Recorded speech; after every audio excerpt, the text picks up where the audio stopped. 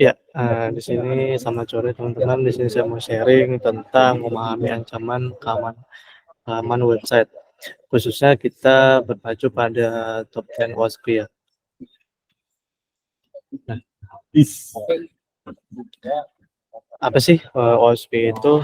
Ya, OWASP itu adalah Open Web Application Security Project. Nah, ini top 10 OWASP ini adalah standar keamanan dasar dunia yang dipakai di seluruh dunia ya. Nah, terutama untuk proyek baru, namun juga dapat digunakan pada aplikasi-aplikasi tua yang belum diupdate.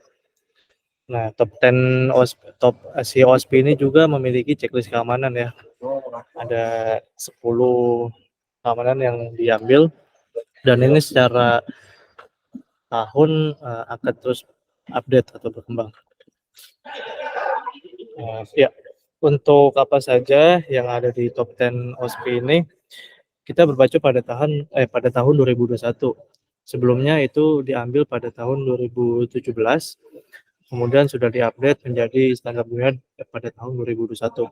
Dan apa saja ini ada 10 ya. Pertama ada broken access control, kemudian ada cryptographic error, kemudian ada injection, selanjutnya insecure design, security misconfiguration, vulnerable and outdated component, identification and authentication failure, software and data integrity failure, security logic and monitoring failure, kemudian ada server side request for hearing. Nah, di sini saya tidak bisa memberikan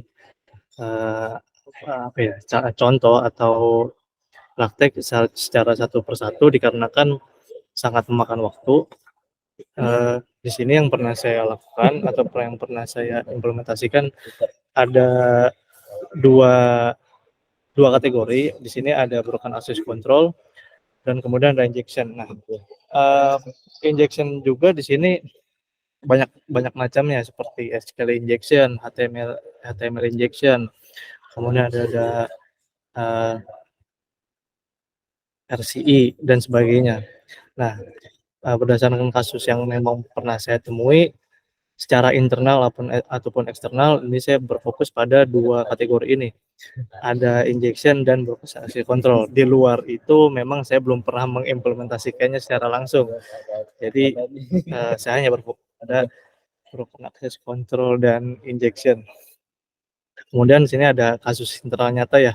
Ada dua ancaman atau kerentanan yang pernah ditemui di dalam proyek internal.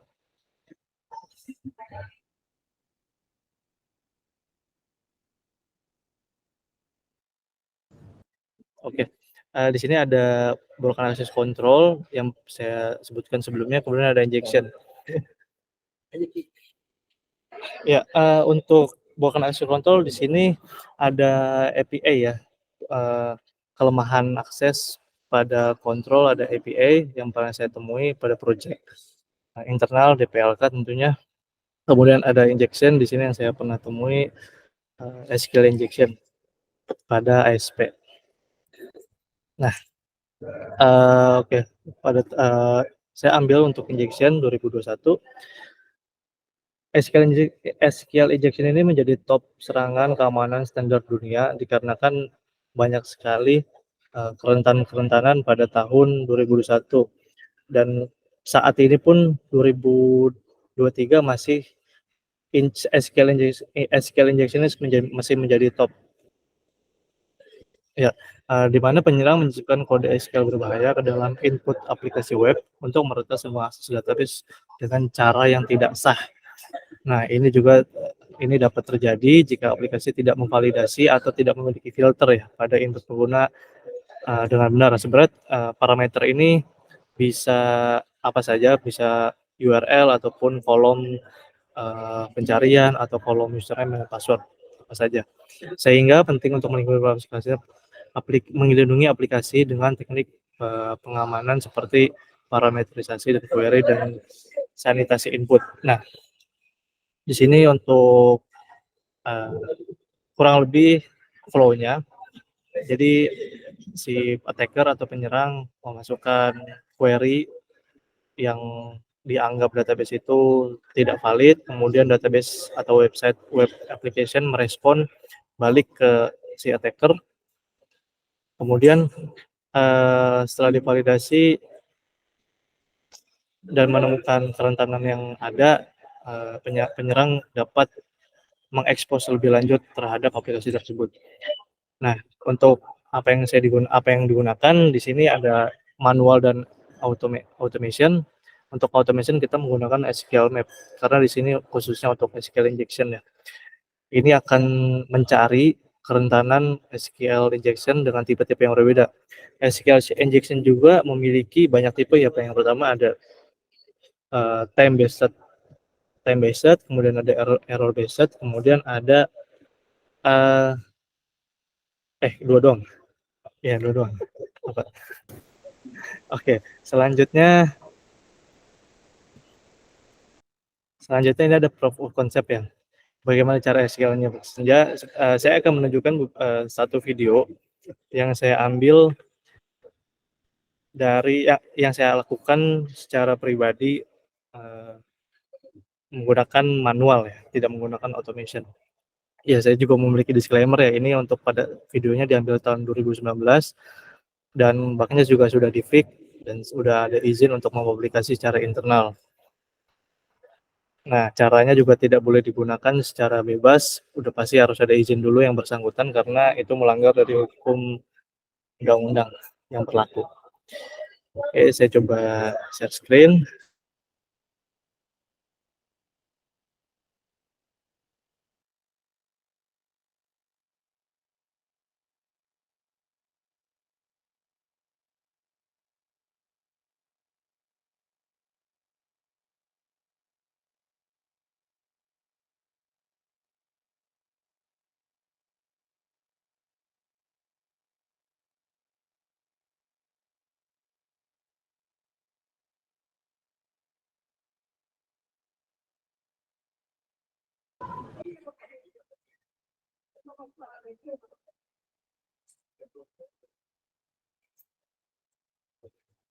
Mana sih?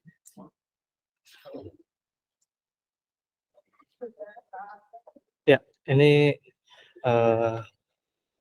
saya melakukan SQL injection manual terhadap website pemerintahan Serang Government ya, di Serang Kabupaten.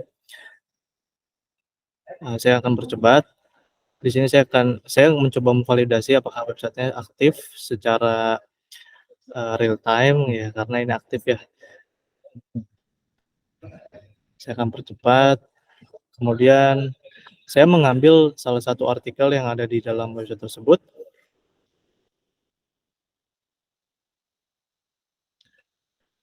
Nah, pada step ini kenapa saya memasukkan kutip ini atau string, karena di situ string ini untuk mengawali dari query dan database di sini merespon balik ke attacker menjadi error, tidak menampilkan data yang ada di dalam website atau postingan ini. Untuk meyakinkan, saya coba untuk mengorder yang ada di database. Jadi order by ini untuk menentukan nilai kolom yang ada di database website tersebut. Saya akan terus mencari nilai sampai website ini merespon error atau mengembalikan error kepada attacker. Oke, di sini 20 kolom masih error. Masih ada maksudnya. Dan di sini untuk 25, angka 25 web aplikasi ini tidak memiliki sebanyak 25 kolom. Saya coba lagi untuk 24, 23 masih error. Kemudian 22 masih error. 21 dan 20 ya. Website ini valid memiliki 20 kolom. Dan spasi dash ini adalah komentar. Jadi untuk query yang di belakang tidak dibaca oleh database. Kemudian karena saya sudah mendapatkan ya 20 kolom, selanjutnya saya akan melakukan seleksi menggunakan union select. Nah, ini saya akan melakukan seleksi untuk kolom yang saya temui sebelumnya, sebanyak 20 ya. Ya, di sini tidak, terjadi apa-apa dikarenakan, perintah yang saya kirim ini valid di dalam database tersebut. Bagaimana cara untuk menampilkan error-nya, saya akan menambahkan, zero atau false terhadap query yang saya berikan, atau and false bisa juga di depan union select. Nah, di sini mendapatkan respon balik error, nomor 4 ini biasa disebut dengan angka ajaib ya untuk, SQL injection atau banyaklah orang yang menyebut seperti itu, karena angka ini bisa menampilkan dari user, kemudian database, dan versi. Kemudian kita juga bisa ngedam data melalui website ini secara manual. Saya akan melakukan cek version yang website ini gunakan. Nah, website ini menggunakan database versi 5.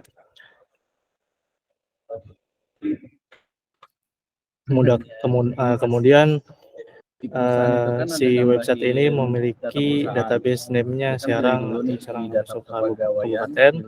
Kemudian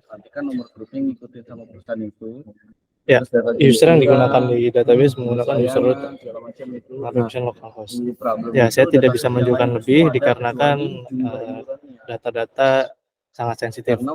Ini adalah metode SQL injection secara manual atau bisa disebut dengan kerentanan yang ada di dalam injeksi.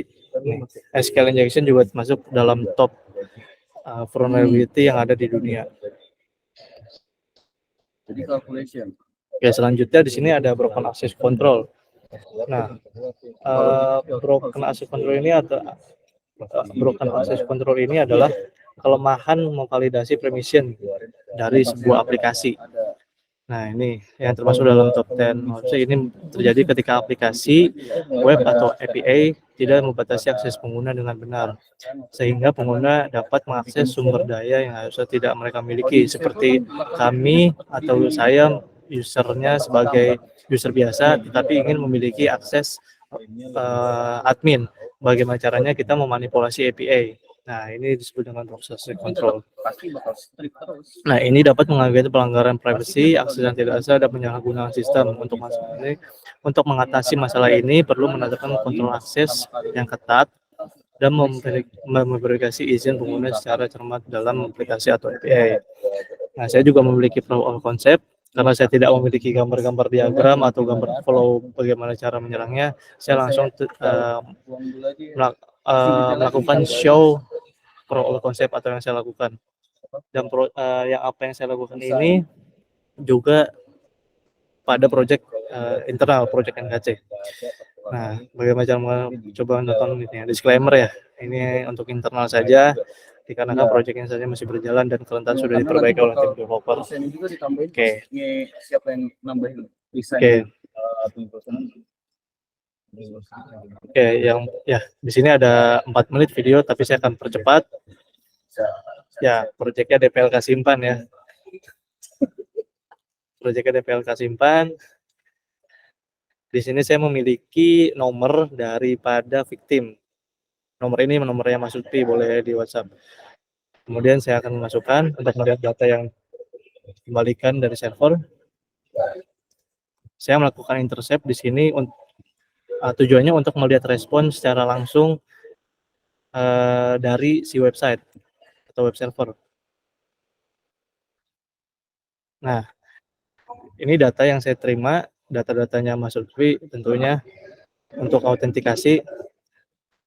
Sebelumnya karena saya tidak memiliki nomor lain, jadi nomornya Mas Lutfi yang saya gunakan. Ya, di sini datanya ini saya simpan karena data ini sangat menjadi jalan menuju step-step selanjutnya. Karena kalau tidak memiliki data ini, saya tidak bisa melanjutkan. Oke, karena saya tidak tahu PIN yang ada, yang PIN-nya Mas Lutfi, saya akan melakukan PIN acak ya, atau secara random.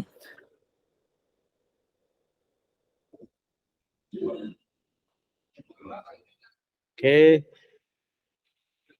ini request yang saya akan kirimkan, data yang akan saya kirimkan ke web server. Kemudian saya melakukan intercept kembali dan respon yang saya dapat pin is incorrect ya. Tentu saja pinnya salah. Tetapi di sini struktur datanya mirip dengan apa yang saya dapatkan sebelumnya. Jadi di sini saya akan memanipulasi respon yang ada di dalam request ini. Saya akan memanipulasi dengan mengganti respon code, kemudian saya akan menghapus data yang diberikan web server dan mereplace dengan data yang saya dapatkan. Saya mengganti HTTP versinya, kemudian saya mengubah statusnya menjadi true, saya ubah code-nya menjadi 200, kemudian message-nya sebenarnya message tidak berpengaruh ya. Saya sudah mencobanya, kemudian saya melakukan replace data yang saya dapat, kemudian saya akan kirimkan kembali seperti ini. Ya, saya mendapatkan cookie, kemudian saya intercept kembali, ternyata tidak ada. Saya intercept lagi, ternyata di sini saya sudah masuk ke dalam dashboard. Saya sudah masuk ke dalam dashboard.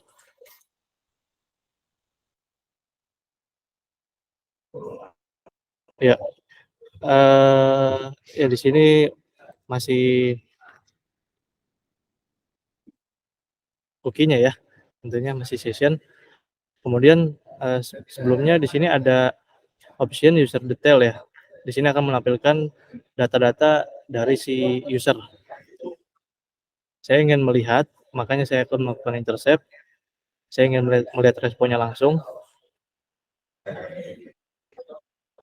Nah, user ini saya mendapatkan authorization bearer atau JWT-nya.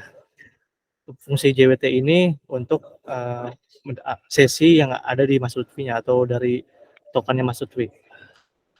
Kemudian saya intercept kembali untuk melihat respon. Ya, kenapa saya sensor? Dikarenakan data yang dikembalikan ke saya ini data sensitif seperti KTP, NPWP, nama ibu kandung, kemudian alamatnya Mas Lutfi, semuanya tentang Mas Lutfi ada di sini. Saya akan percepat kembali. Saya akan melihat, maksudnya untuk memastikan apakah bakat yang ada di respon yang saya dapat ini publik. Makanya saya akan coba untuk memasukkan. Ya, saya akan memasukkan link bakat, link storage bakat kita, dan ternyata NPWP-nya terbuka. Jadi kesimpulannya website ini memiliki bakat yang publik dan bisa diakses seluruh orang tanpa permission tertentu. Oke, selanjutnya saya coba, dan sini saya sudah selesai dan melakukan manipulasi API. Saya sudah menjadi Mas Lutfi, saya bisa melihat data keuangan dari aplikasi simpan ini. Nah, ini adalah keuangan-keuangan yang ada di dalam simpan.gold.id khususnya untuk Mas Lutfi, CTO kita ya. Nah, sini sudah selesai. Ini untuk melihat company profilnya atau keuangannya saja. Bagaimana untuk CMS-nya? Oke, CMS-nya saya juga sudah mencoba. Oke, di sini. Ya, ini untuk dashboard dari DPLK. Ini hanya 1 menit. Saya ingin Mas Lutfi mendapatkan user admin tanpa harus admin yang melakukan setup. Jadi saya ingin mendapatkan illegal permission. Ya, kayak di sini juga seperti biasa, saya akan mengirim data yang akan saya kirimkan ke web server. Kemudian untuk melihat responnya langsung, saya intercept. Ya, tentunya passwordnya salah dikarenakan saya tidak tahu password asli dari Mas Lutfi, tapi datanya ini sama dengan mirip yang tadi sebelumnya. Jadi kesimpulannya data yang tadi saya akan cocokkan dengan di CMS ini. Datanya Mas Lutfi yang tadi saya dapat, kemudian saya memanipulasi respon, Nah, datanya yang tadi saya dapat saya kirimkan kembali, dan di sini saya akan mengurangi beberapa seperti name-nya menjadi super admin yang tadinya customer, kemudian saya juga menghapus beberapa yang tidak digunakan seperti blocked, expired, dan limit. Fungsinya apa? Dikarenakan website ini tidak memiliki atau struktur API yang tadi saya hapus. Oke, kemudian ketika sudah, saya akan forward dan dan masuk ke dalam dashboard-nya. Saya sebagai admin di sini.